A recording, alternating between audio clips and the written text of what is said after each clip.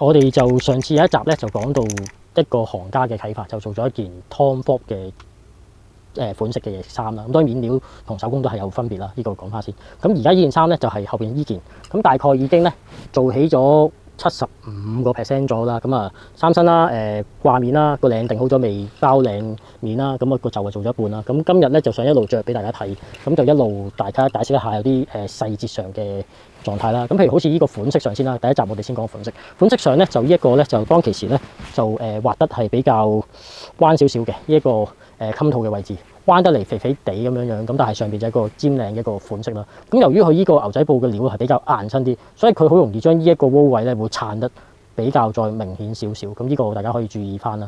咁而家呢個衫啦，咁就標配啦，收腰啦。咁啊長度方面咧，都係近期比較流行，亦都小弟比較喜歡嘅。以前咧我做到啲衫係比較短嘅，即係10幾年前可能衫長係由27、27半、28半一路延伸落去。